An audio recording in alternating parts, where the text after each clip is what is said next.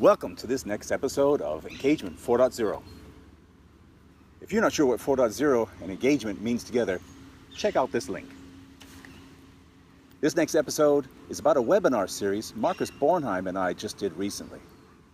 It was a 3-part series on everything Avaya Breeze. We took these recordings of these videos and wanted to make them available to all of you. We hope you find something interesting in here. Also take a look at the description below. Of each of these videos, we've got extra links and information, and also to the partners involved here. If you want to get in touch with anybody, just reach out to us. Now in part 3 of this series of webinars here, we're going to talk about how to build a Breeze solution here. Markus Bornheim is going to go through what it took in a real project, how they moved a customer from their current installation to a full Breeze-enabled intelligent system there. We also have our partner, Engelbart Software, who's going to come in and talk about their role and show us some of their demos of things they've done in that system as well. Thank you very much, Michael.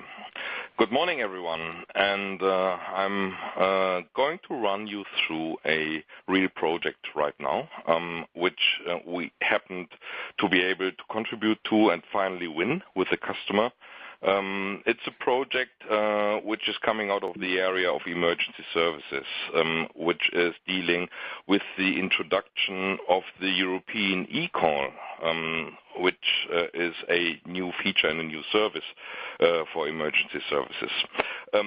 This session today is under the umbrella of how to design a project.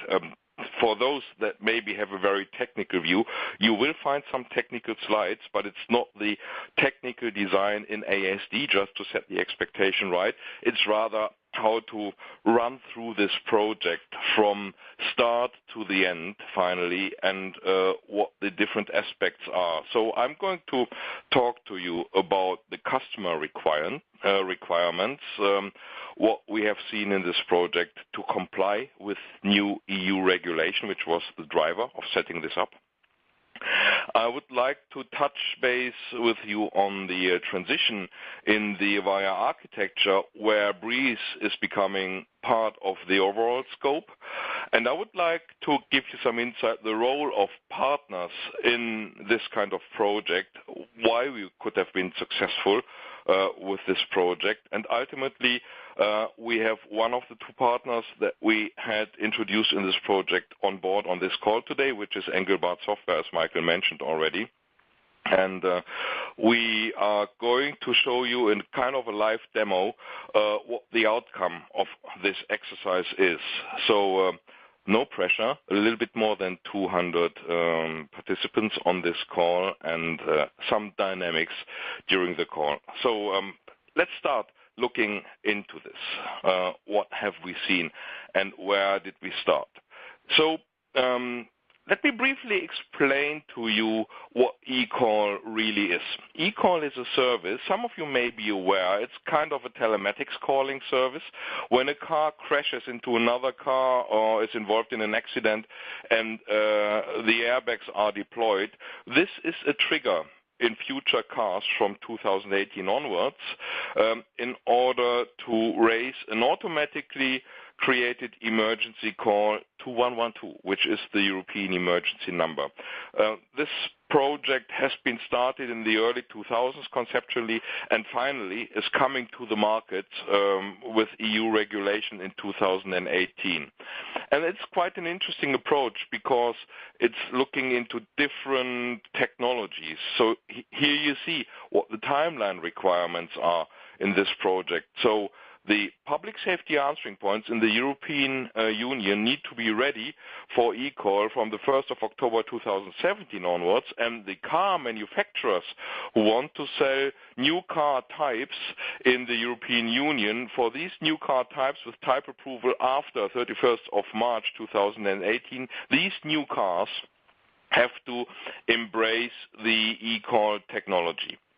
Now, this is the start of something which is very new to emergency services, because there is data, relevant data, delivered with the eCall about location and about other elements of information in the car.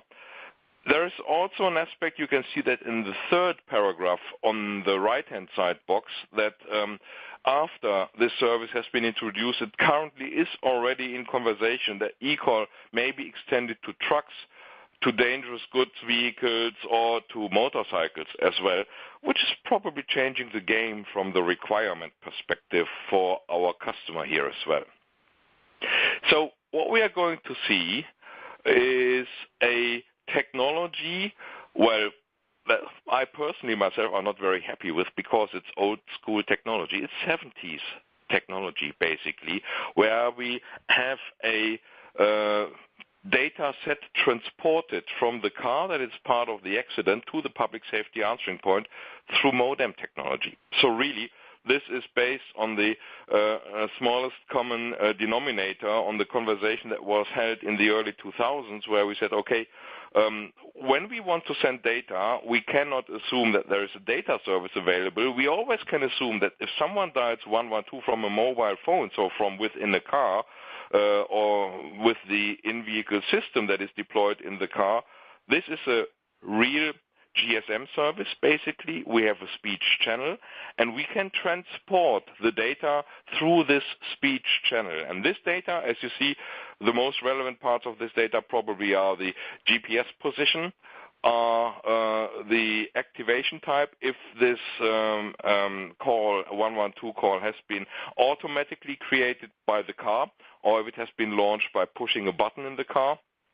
The call type, if this is a real emergency or a test call, and the vehicle identification number, which allows the helping agency to identify which car type do we have. In fact, which car in detail do we have, which is the propulsion type of the car, is this a gas-powered car, an electric-powered car, a diesel-powered car, and to really staff the on-site intervention team accordingly.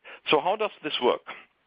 If we look into the technology approach, we see when the crash is happening on the left-hand side, the in-vehicle system, the IVS, is sending a trigger from the sensors to create a call to 112. At that point in time, the SIM card that is part of the in-vehicle system is registering to the next and to the best available mobile network, and then once that is done, the 112 call is launched. And it's going to arrive on the receiving end, on the right-hand side, on the public safety answering point. And this means when the call is accepted on the public safety answering point, there's a modem connection in the first step. So the first 6 to 10 seconds during this voice call, the data, the minimum set of data, will be transmitted over this call path, and once this data has been transmitted, it's sitting on the receiving end in the public safety answering point.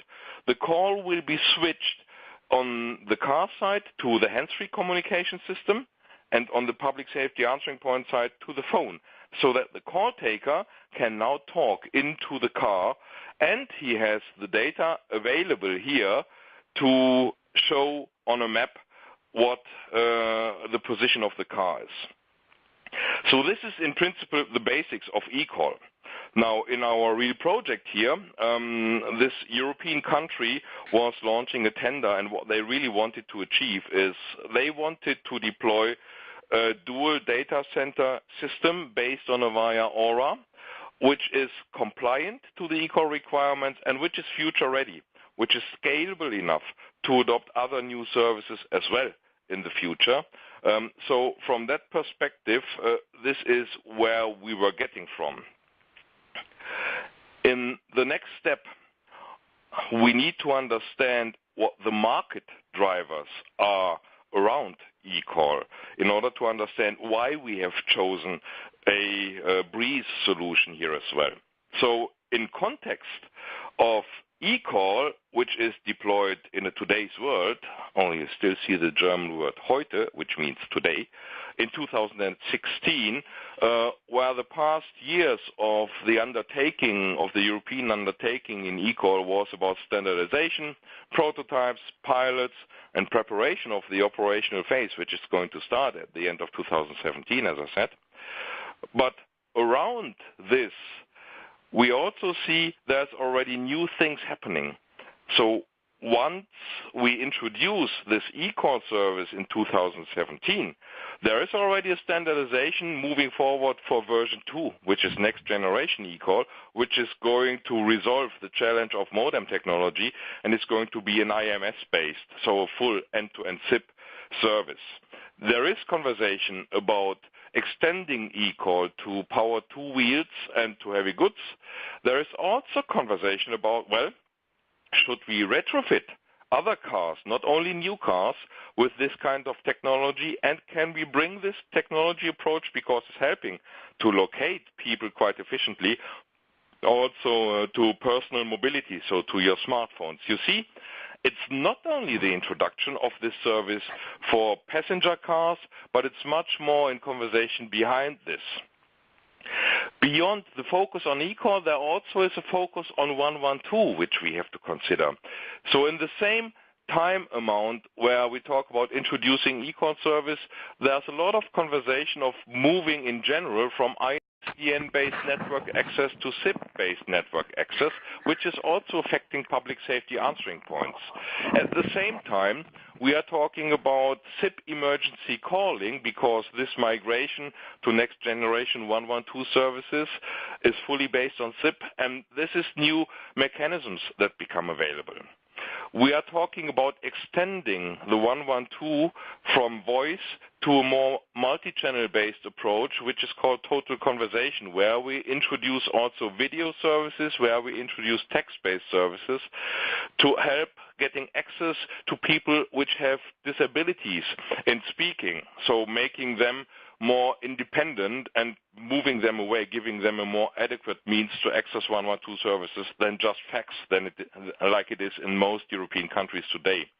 And we see elements around the Internet of Things coming up and how then they can be applied to 112 services. So all in all, it's not the single service that needs to be introduced, but we have to consider for future readiness, well, we do not want to reinvent the wheel over and over again for every new service that is coming here. So with these considerations, is this really a slow adoption that we are going to see, where only new cars sold after 2018 will have these capabilities on board? Or do we have to assume that during the course of the next 10 years, this slow adoption may turn into something quite rapid, where we require scalability and where we will require openness and flexibility to also adopt new technology approaches? This is where Breeze absolutely fitted in really, really nice in this concept. So let's have a look at how the architecture is evolving within this customer's environment. They did have already a setup with Avaya Aura, and the concept that we see in our SIP-based eCall solution here is adding to Communication Manager an element of Session Manager, of Breeze, and to add the capabilities of decoding this eCall modem signal. So we quickly found out that there is one expert in that market, a German company called Ökon, that do have the capability to decode the modem signal, which Communication Manager on its own could not do, right? So we had to bring in this eCall modem in some way, and Breeze sounded quite a nice element for us to do this, and also to manage the workflow, so switching after the modem element of the call is over to the call taker, so that the call taker can talk into the car using the hands-free system in the car. And yes, using traditional CTI integration to move the information, so to move and make available the minimum set of data information that has been transmitted in the modem path to the computer-aided dispatching environment in the command and control point. So in real life, the customer's timeline looked like this. They were issuing the RFP in 2014. It took some time to come to a decision in 2015 for the consortium to deliver this, and Avaya was fortunately part of that consortium. So just in the last weeks of summer this year, so probably 6 weeks ago, the update and expansion of the Aura system was happening, and immediately after that they wanted to bring in the eCall functionality in order to show to the European Union early in 2017 we are ready to undergo the certification. So we then will have after the implementation phase 1 is ended, we then will have the operational phase, which is 2017 and 2018. And of course, the customer does expect that after the operations with this eCall service has started, there will be new 112 services appearing at the horizon, and as well the migration from ISDN to SIP networks happening, which they will then cover in an implementation phase 2. So remarkably, once we got our partner Engelbart involved in developing the capabilities, we found that with the core technologies that we had available, so Avaya Aura, as well as the modem technology from Ökon, it didn't take them more than really 2 weeks to do the basic development of the Breeze environment to create a completely new set of functionality which wasn't available before. So how does this look from an architecture perspective? This is the architecture that was already out there in this country. So it was quite a traditional approach with duplicated communication manager servers, with G450 gateways connected to the PSTN. We did have an element of a Avaya Experience Portal, which is not part of the eCall solution here actively, but we also have Avaya Application Enablement Services for the CTI integration to the call-taking application. This is the setup that we started with and which we expanded now with the new capabilities. What we do in the next step, and this is what has just been completed a few days ago, is to bring in 2 new server machines. And on one of the servers, we deployed Session Manager and System Manager. And on the other server, we deployed the Breeze instance, an instance of Breeze, as well as the Ökon eCall server to extend the architecture with the capabilities that were needed. Coming with these new elements, we are providing a couple of APIs. We are providing the necessary API for eCall services, which Ökon brought already to the table. They were already certified to the European standard 15722 for integrating this calling service into a desktop application world. And what Engelbart brought to the table is to enhance this kind of service, to make it even more accessible, and to do the CTI integration with Breeze and with AES into the call-taking environment. So this is what phase 1, you remember the operational, in order to support the operational phase 1 of the implementation was looking like. When we look into phase 2, which we expect going to happen within the next 2 to 3 years, we see that what has been introduced as a minimum footprint on only 2 virtual machines can expand into a fully duplicated and highly resilient system, where we move the single instances of Session Manager, the single instance of Breeze, and the single instance of the eCall server into a highly duplicated world. So duplicating all of the necessary servers to make them capable of really coping also with a higher amount of incoming calls for the next couple of years. And what is a long-term view here as well, to move in phase 2B from an ISDN-centric world into a SIP-centric world. So once the service providers are going to be ready to deliver their emergency calling over SIP trunks to the public safety answering point data center, we are going to reflect this in our approach here as well, replacing the G650 or G450 gate with Avaya Media Services. So this basically is what the architecture was looking like.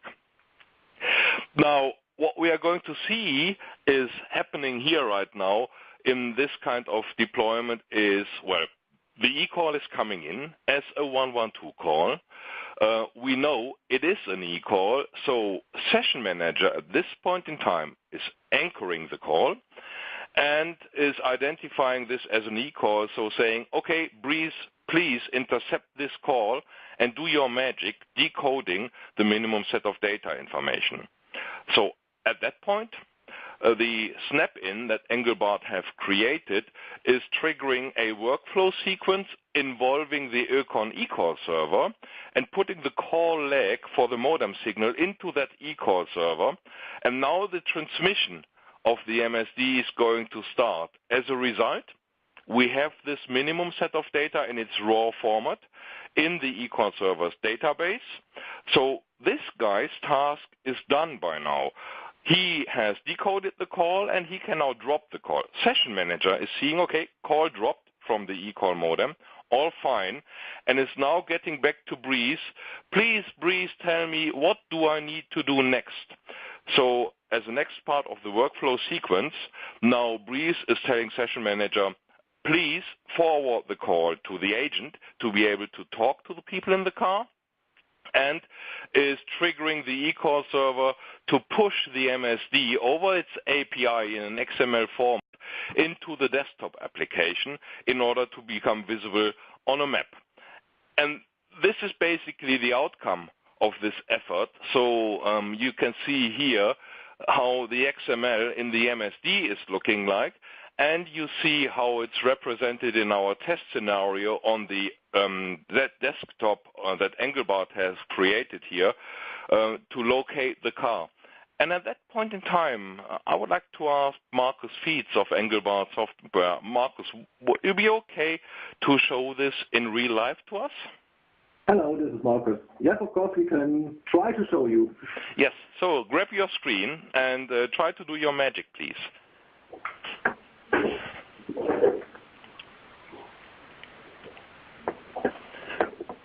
So we are screen sharing. Please, apologies for the short interruption in here. We are not sitting in the same room. Markus, please go ahead once we see your desktop. I think it's coming up. Yes, I see it. Okay, so this is the desktop application, and now we also need the Ökon. Markus, it's Michael here. Can you please come closer to your phone? Of course, I'm sorry. And for the participants, can you click your blue cross button, as Michael mentioned? If you can't see the full desktop, then the blue cross at the top of your window will show you the desktop application in full beauty. So this is the desktop application, and we also have this eCall simulator from Ökon, where we can simulate a crash car or an emergency call. So we are creating this call. There's the Ökon magic behind this, and now we should receive the incoming eCall from Heavy Duty Vehicles Class N3. This is part of the MSD information sent by the car itself, and so we can see where the accident happened. We are receiving the last 3 GPS locations from the car, and the bouncing marker displays the location of the crash. We also have the SIM number of the crashing car, the vehicle type, the numbers of passengers that are registered in this car, and by Google services we are also requesting a server address for the location, for the geolocation. That's really cool, Markus, I have to say. I've never seen this live before, so you did a great job over the past couple of days to make this presentable to us. So, as you see to the audience, it's not spectacular, but it's the first time that we really see there's a standard phone call coming in, and we have additional information associated with the phone call, and we make this additional information accessible at the call taker's desktop. So Markus, this was eCall.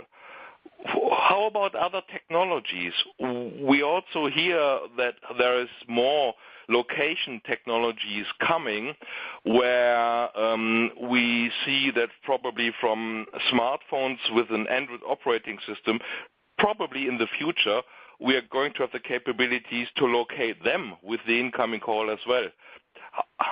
Are you able to show this to us as well? Yes, we are developing currently an implementation for the AML services by Google. And I think you have the Google tool on your phone to create a AML message for us. Oh, what a coincidence. You're absolutely right. So yes, we are a little bit prepared. So let me take over the screen for a moment and show you my screen. Okay. So, Michael, if you can tell me once you see my screen so that the audience will be able to see as well. So. Okay, so while we are preparing the desktop, Markus, here's a question. Who's providing the desktop application for the demo we just saw? So the desktop application that we just saw was fully created by Engelbart software. In the real-life project, Engelbart is at the middleware layer. So they are providing the XML data to an external desktop application, which is by Intergraph. So this is the command and control application, basically, in this European country. While command and control applications are complex beasts, as you could imagine, so there's a lot more than just showing what data is coming in, but it's about mission management, it's about dispatching the right resources, and we are going to integrate that XML data in a business application. So the desktop application we have just seen was created by Engelbart software because they have a tool set where they can create desktop applications as well. Mm-hmm. Okay. Michael, do you see my screen? Yes. So let me briefly run you through what advanced mobile location AML really is. We have a call coming from an Android device, and this is a capability that has just become an industry standard by Google in June of this year. So every Android device back to Android release 3.4 is now capable of delivering this information as an SMS or as a direct push to a database using HTTPS. What it does is when you call 112 from this device, you see this is the SMS that is going to be sent out over the service provider's network into the public safety answering point. The data SMS is then sitting in the service provider's database, and through a web services interface, the content of this SMS is transferred to the public safety answering point, and with that, they can do their magic of retrieving the location data from this SMS data set. Another option is that it's not sitting on the service provider's database, but on a third-party provided database. So it could be by a national institute or organization or agency to provide that database as well. Or it could sit via direct HTTPS put into Google location services as well, which I would assume is nice, but would not be accepted by most of the authorities in the countries because it's a Google-provided service and they would not want to rely on a Google-provided service. So how do we reflect this in the Avaya 112 platform is through Communication Manager, Session Manager, and Breeze, of course. And sending over the call as a 112 call to the call taker is, of course, for the voice path. And the Engelbart 112 locate snap-in is now retrieving the data through the web services interface from these three options that we have out there in order to show them on their desktop application. Now, I would like to show you the sending side of this live, as this is something which is buried deep in the Android operating system, and it needs to be provisioned as well by the service providers. There is a demo application which is called Thunderbird for Google, And I have created an emergency number, which is, of course, the Engelbart Emergency Service Office number. And I also have created an SMS address where the location data is sent to. And once I dial the number for this Engelbart service, now the location data is sent out. So the interesting part of this is this should also work if the user that is calling 112 has turned off their location data, geolocation services. So I'm going to do this right now, and you're going to see I am turning off my geolocation data here. So geolocation for this Android device is now not available for other applications than those integrated into the operating system. And I am going to call the Engelbart Smart SOS service here. Going to dial the number. You see Thunderbird has been started. You see the number is called. And in a second, you'll see that the location has been reported. So phone is ringing on the Engelbart side. And this now is your turn, Markus, to get your screen back and show us the result on your side. Yes, I'm starting this. Just a second.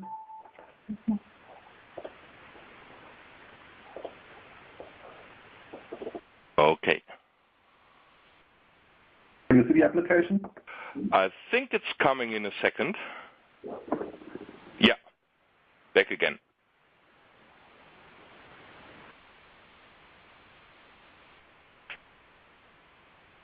Okay, so you need to start your phone to make the AML. Okay, let me dial again. So now you can see the second dial in, and you will see what is happening on the receiving end. Thunderbird starts. Call is getting in. We are seeing the incoming call. Yeah.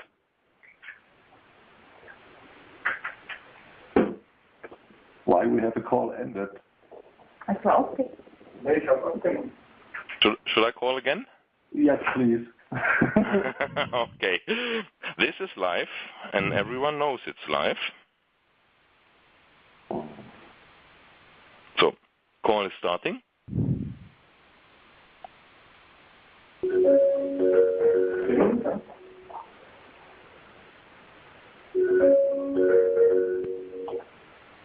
So now we accepted the call, and we are waiting 5 seconds to ask the server for an incoming AML message, because the tool is normally able to extract the location from the zip header. But if we don't get a location in the zip header, we are asking the server if there is an AML message. But we have corrupted GPS data. So okay. Markus' AML message included latitude and longitude of null, which means that there is possibly no GPS signal around. Okay. Should I try again, Markus? Yes, you can, but I have also have the problem often inside buildings. Okay. So I'm not sure if you're... So my phone should give me some location data. It tells me at least at the screen that it knows where I am. So I'll give it a second try. And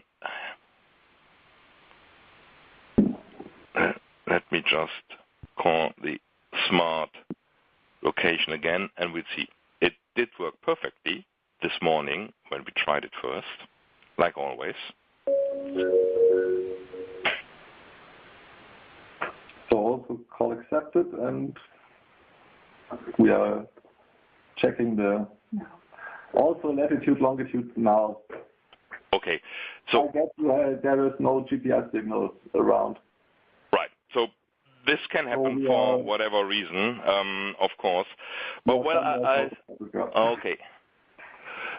Oh, I'm in water. Absolutely fine. my feet are getting wet. But I think everyone understands the principle we are going to see here. And if my phone refuses to send, but maybe let me try. Maybe that was the case. I did try it yesterday with having turned off the location data. I give it a second try because I've turned on my location right now. Probably, maybe it could not get it from here. So let me do a very last one, and maybe you get it.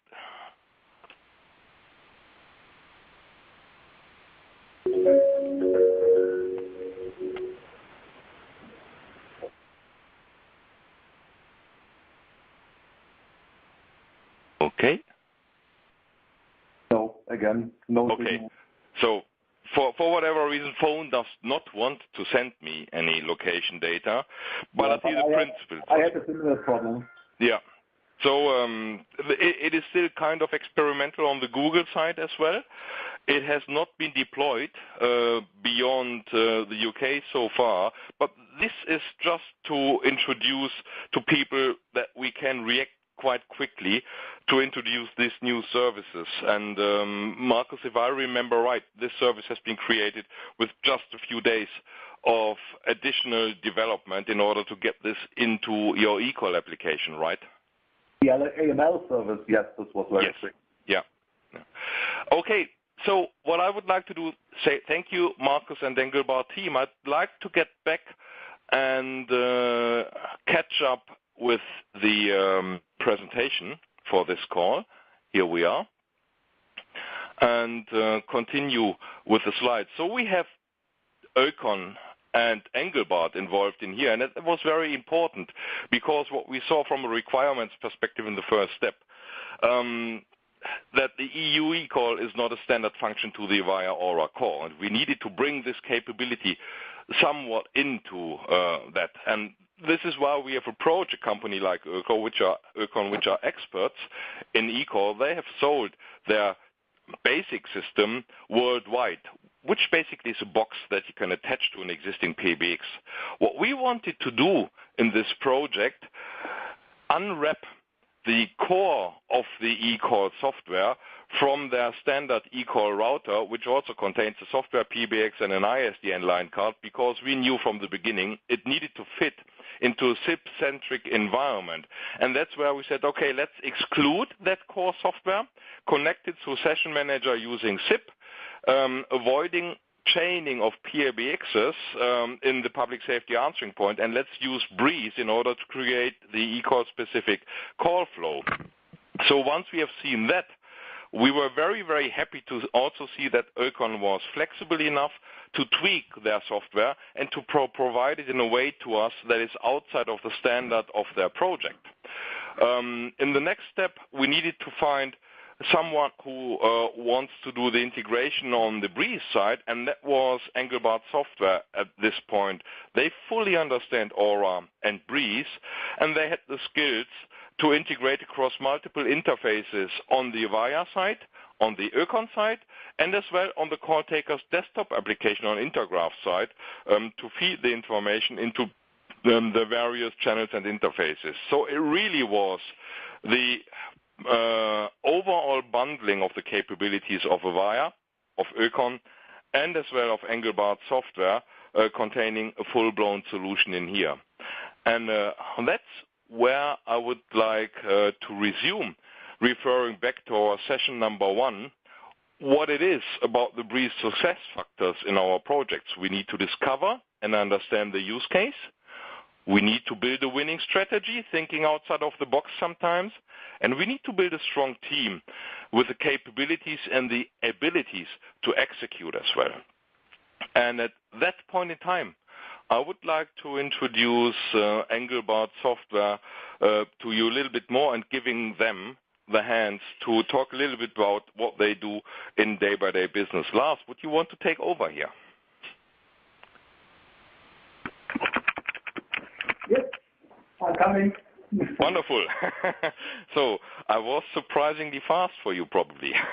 Yes, of course. So I have a little bit problem with my laptop itself, so I take the one from Alexandra. Okay. So everything is good.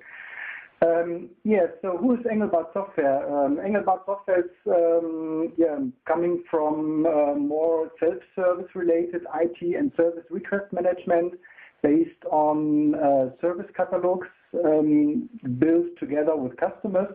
And within the last 2 years, we have a strong focus with Avaya, and one part is the same self-service.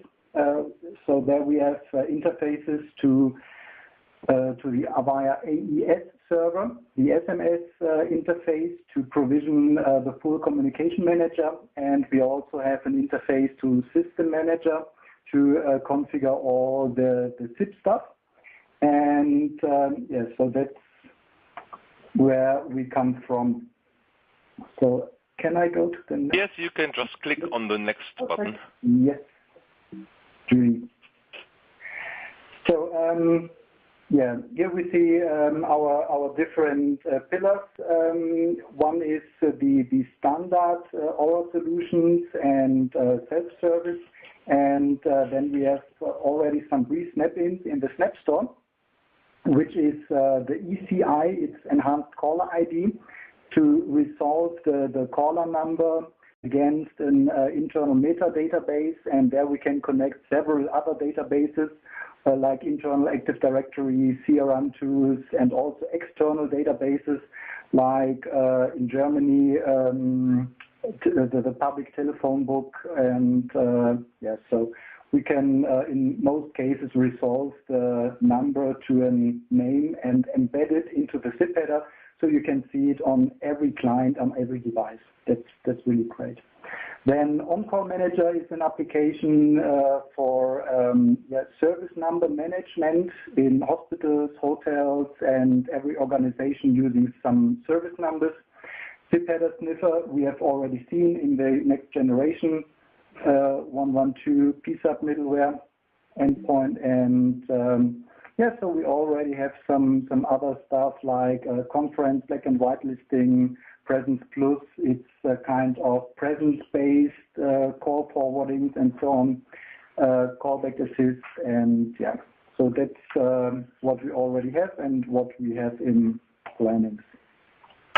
Then, yeah, the brief stuff is, on the one hand, it's very great. So you see a lot of opportunities, a lot of possibilities, a lot of ideas, and on the other hand, when you try to realize them, it's not so easy every time, because sometimes we recognize, okay, we are also able to get implicit calls which are coming over in trunk, so we have no chance to get internal calls monitored or intercept internal calls. So yeah, so also Avaya has to do a little bit to improve it for the future.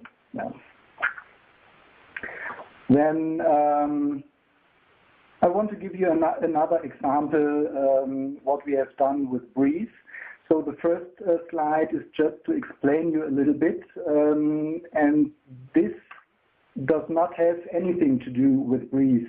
So this is a kind of localization solution where we use beacons. I guess everybody is knowing Bluetooth beacons, yeah? And we have turned it around. So we have fixed the beacon to maybe to a wrist, which a dement person can wear, or to a wheelchair, or to any staff which is around in a hospital. And we have placed some receivers in the building. And every time when we see a beacon, we can send the signal to our back end and have their floor map where we can show where the device or the person is right now. So this is completely separate, has nothing to do with Breeze. But now we can do an integration of this solution with Breeze. So if we recognize that there is a person leaving an area where he should not leave, we can send this information to an alarming server, and in addition, we have a Breeze snap-in to do some alertings, to do some dynamic team building, to localize also staff who is around and alert just the staff who is around that there is a person leaving an area which he should not leave. Yeah. So you see, there is a lot of things you can integrate communications very easy with Breeze. Yeah. So this is this use case. Then the other thing I already mentioned is eSuite's My ICT. This is our self-service solution, and here we are quite flexible. You see a screenshot in the right, and what we can do here is everything from the simple just password resetting for an end user to the whole station configuration for an end user. We can do for a team leader, he can order new stations or new users, which we can automatically provision in the background. We have interfaces to Active Directory and can do automatically an automatic provision of new users based on some rules which are defined. So it's very flexible. Yeah. And then we have, just you see, we are also flexible with the layout, so we can customize it with your customer's logo or on the intranet style of your website, whatever. And you see here some examples of what we can do. So we can change the system pin. In this example, the user is not able to define the pin by himself. We create a pin, a randomized pin, send it by email to the user, and set it for all the communication devices, messaging, phone, zip profile, everything. Yeah. And the user can also configure his buttons, add some new team buttons and anonymous to hide the clip. Then the user has some call forwardings. He can very easily manage the enhanced call forwarding functionality from Communication Manager, which is quite complex if you do it on the phone. And here it's very easy to just type in the number and activate or deactivate different call forwardings.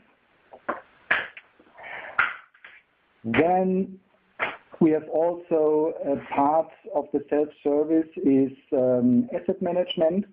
So there we use two different type of information. So one is when the phone registers or a user registers to a phone, we get an XML push notification and get the basic information of the device, and then we can combine it with information from System Manager and also do some SNMP queries to the phone directly to get some additional information like serial number and firmware version. So we have a completely asset list of all devices, and we can also see which user is logged into that device with username, extension, and so on. Then you see also inactive devices which are not used for a longer time, or which are logged off, or the user is deleted and the number is still logged in on the last device. Then we also have a KPI and reporting. I call it CDR Plus, because we can, on the one hand, use the standard CDR data, which we can get from Session Manager and also Communication Manager, but we have in addition snap-in to capture also the ring times, which is not possible to get directly from the CDR data, that we can see how long has a caller ring before he dropped the call, if it was an unanswered call or even for a connected call. So we have some KPIs here, and you see we can do some reports as required. Yes, so we have the data in the database, and based on the reports which are required, we can create them. In that case, also for conferencing and fax server, voicemail, and so on. Yeah, so I hope I can give you a short overview over what we do and what we are dealing with, and yeah, hopefully we can do some business together. With our pleasure. Thank you. Thank you, Lars. So this is Andrew Mayer jumping in here real quickly. Thank you, Lars, and the other folks from Engelbart. And as you can see, they had a great year in the last year. And I wanted to take you quickly through a piece that was mentioned here was about the Snap Store and the role that it plays in the Breeze environment here and the solutions out there. And as you can see on the slide, we have a store which has been up, I guess, for about half a year now, and we've got companies that are building snap-ins based off of Breeze and uploading those and offering them to the store. Engelbart, as mentioned, has a couple of them up there. We have about a dozen other companies that are creating connectors, applications. Some of them are full-blown applications based on Breeze here. If you're interested, you can go to the snapstore.avaya.com and have a look at this here and get information about some of those snap-ins that are there.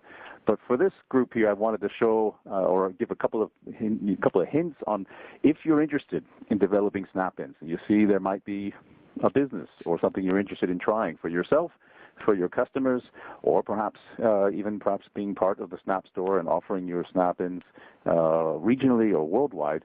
This is kind of the process that we try to suggest people to look into to get more information about Breeze. It's obviously the DevConnect forums, as we've mentioned on the previous calls here.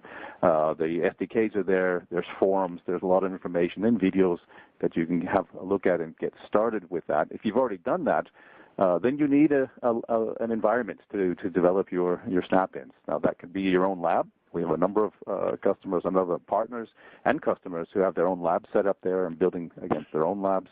There is, of course, the Avaya Collaboratory, which is available for signing up, which is all available at the DevConnect sites there as well. Building your applications, then submitting it. The rest of it, I won't read it through. It's pretty logical there, but it can be quite quick. Once you have an application ready, a snap-in based off of Breeze, and have submitted it to the Avaya team to look at it, all they do is do a very quick security review and documentation review of your snap-in there. It can be turned around in a very quick time frame within a few days and be included into the Snap Store here. All of this information, which I'm going through quite quickly, is available. These are the documents that you can download and have a look at if you want more information on how to get on board with the Avaya Snap Store. These documents are available, as I've mentioned in all the calls here previously, at the link at the bottom, the bit.ly link, bit.ly/engagement40. With all the use cases, but also this information on the Snap Store is available there. We'd like to see you online in the Breeze forum. I know the administrator for the LinkedIn forum was on holiday for a bit. For some of you who had tried to sign up, had been delayed. We hope to see some interesting conversations or suggestions of things that you're trying to do with Breeze or your customers are trying to do that you would like to know, is it possible? And others might be able to help get you there more quickly. DevConnect is the great place for those interested in building things on Avaya Breeze for all the resources. YouTube is constantly being updated with more information. Markus just uploaded another video just recently in the last 2 weeks here to YouTube there. So go into YouTube, Google or add Breeze in the search there, and you can find lots of interesting ideas that might help you move it forward and get you up and running with Breeze here.